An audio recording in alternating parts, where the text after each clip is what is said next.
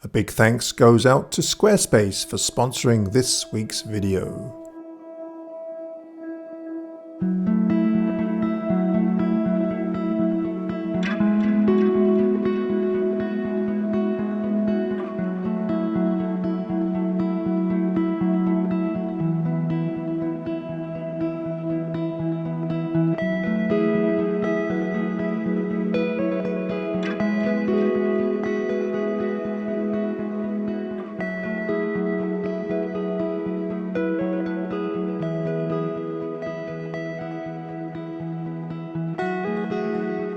Well, hello everyone. Thank you ever so much for joining me and welcome to another video. Today I want to talk about another aspect of composition that will hopefully add fodder for thought while you're out in the field, and that is simplicity, or more specifically, reduction. Learning to see what's essential in a scene and letting go of what isn't. Now, simplicity is a subject that you'll often hear other photographers talk about, and in some situations can be very easy to achieve. But easy is definitely not always the case. So let's get stuck right in.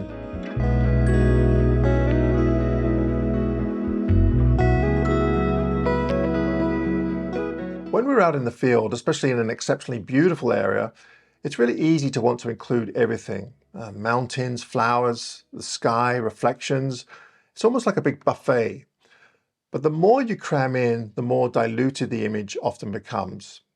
The eye doesn't know where to go, there's no clear entry point, no story. So incredible images have clarity and they have purpose. So simplicity isn't about emptiness, it's about removing distractions so what remains feels deliberate. Okay, I can't make a video about simplicity in composition without mentioning the famous Fairy Lake tree on Vancouver Island's west coast. I'm sure a lot of you watching already know this little tree, and maybe some of you have even photographed it for yourselves. There's a very good reason why it's so popular with photographers, and that's because it's incredibly easy to photograph. You can point your camera at it and with very little effort walk away with a decent shot. Why? Because it's completely isolated from distractions. And that isolation does a lot of the compositional heavy lifting for you. Now imagine if the same tree were tucked away into a messy, complex forest. Suddenly it wouldn't be nearly as straightforward to get a clean, impactful image. But out there on its own, it's as if nature's already framed it for you. Now I've photographed this tree countless times over the years in all sorts of conditions. The real challenge isn't finding a composition, it's capturing it in light or weather that makes your image unique. So coming away with something different from the thousands of other shots out there is where the creativity comes in. And that's exactly why so many nature photographers are drawn to isolated subjects like the Fairy Lake tree. They strip away the clutter and simplify the composition tenfold.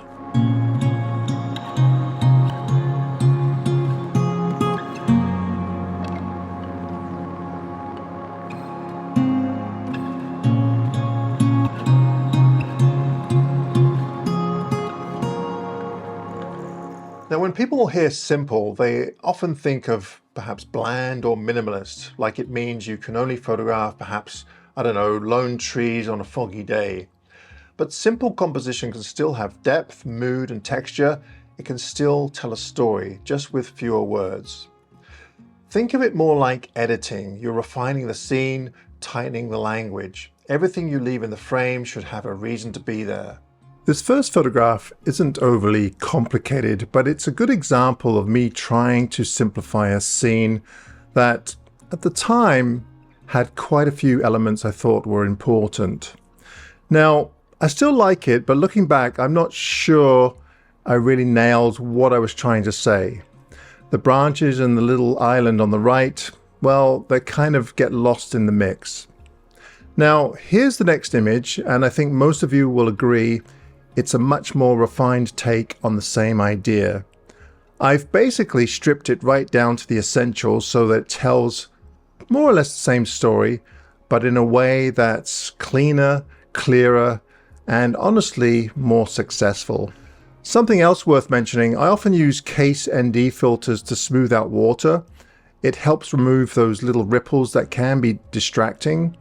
Lots of photographers do this for the same reasons, so it's nothing groundbreaking, but it is such an effective way to keep a composition looking clean and uncluttered.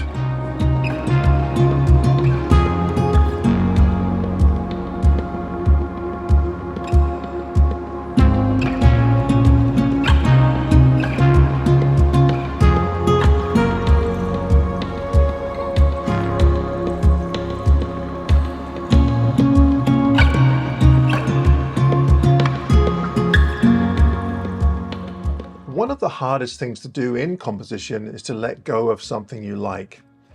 Maybe it's a nice bit of light or a dramatic sky, but if it doesn't support the main idea of the photo, it might need to go. So it's not about what's beautiful, it's about what's necessary. This is where the real craft comes in, learning to ask yourself, does this element help or hurt the photograph? And sometimes the best thing you can do for a composition is to take a step or two to the left, or crop a little tighter, or wait until the light simplifies the scene. This photograph's a bit more complicated than the last few that I've shared, and honestly, this is where a lot of photographers, including myself, can struggle. Woodland scenes like this can be tricky. I made this during a workshop with Alistair Ben this past spring on the west coast of Vancouver Island. The forest was already a maze of branches and textures, and then the sun broke through, which often means more contrast, more chaos, and ultimately more confusion. So the hardest part in situations like this is figuring out what exactly are you looking at? How do you simplify a scene that feels so visually overwhelming? And for me, the answer wasn't in the trees themselves, it was in the light. So instead of thinking of old growth forest, I started thinking about the patches of sunlight hitting the boughs and how they connected to one another. My job here was to arrange those blotches of light into a pattern that felt right, that flowed through the frame. I didn't think about compositional rules, I just went with the feel of it, placing the light where it balanced the shot and told the story I wanted. In this case, the light was the subject.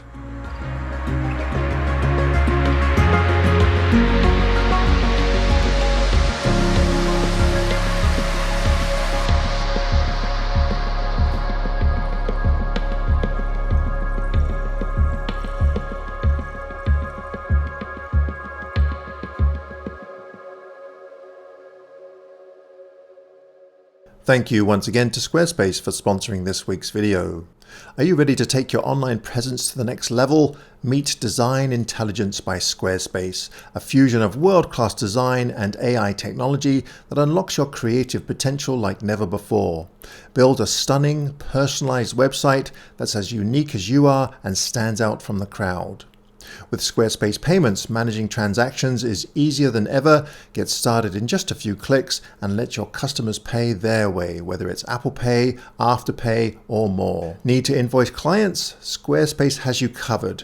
Simplify your workflow and focus on growing your business. If you're interested in building an awesome website, why not head on over to squarespace.com and give it a try. And if you like what you find, use the code AdamGibbs for 10% off your first purchase. Something that's really helped me over the years is trying to pre-visualize the photograph before I even raise the camera. And the great late Ansel Adams often talked about this. It's not the easiest thing to do, but if you can analyze a scene before you actually take a photograph, that really does help. So it's not just about what's here, but what could this image be? What's at the core of it? Is it a line of trees, a mood, a shape? And once you know what matters, it's easier to let go of everything else. Also, using your camera's crop tool, like I talked about in the first video of this series, aspect ratios can really help. Perhaps set your camera to 4:3 or square and see how that changes a feel. Often simplicity starts by changing the shape of the frame.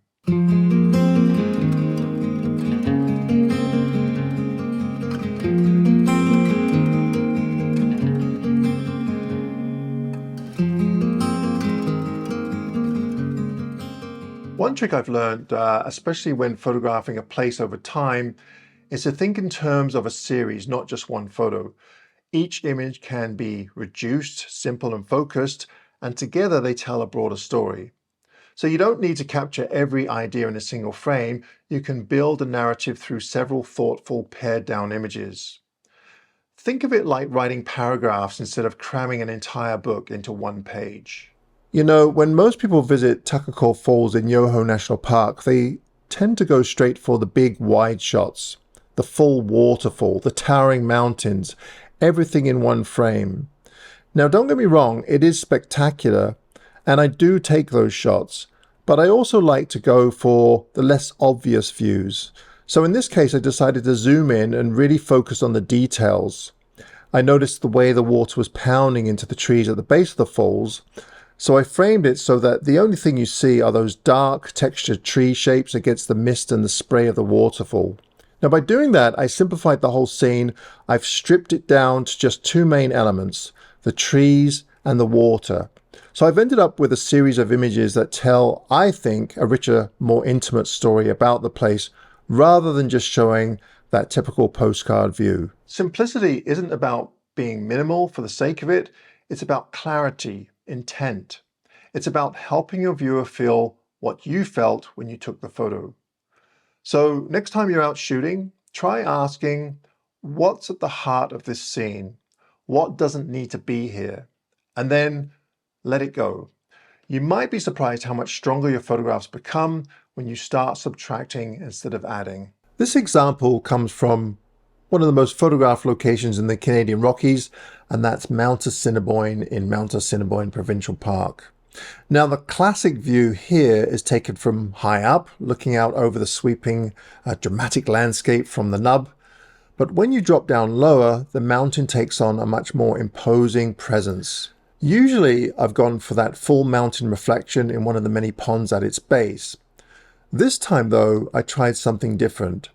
I cut the entire peak out of the frame.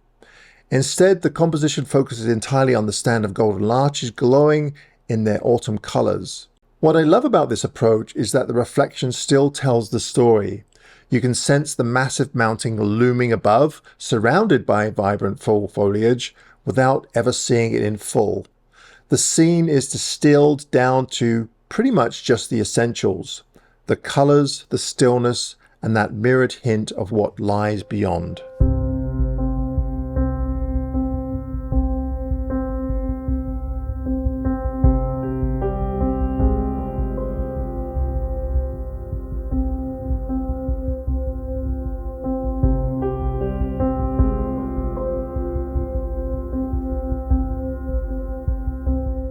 Alright guys, thank you ever so much for watching. If you found this video helpful, feel free to give it a like or drop a comment. I always appreciate hearing from you.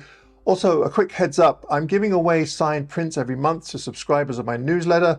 All you have to do is pop over to my website and sign up. I'll draw a few names at random each month. But there is a catch. I only announce the winners in the actual newsletter, so you'll actually have to read it to know if you've won. Right now, actually, I've got 4 unclaimed prints waiting for folks who haven't checked their inbox. Don't let that be you. All right, thanks again for tuning in, and until next time, happy shooting.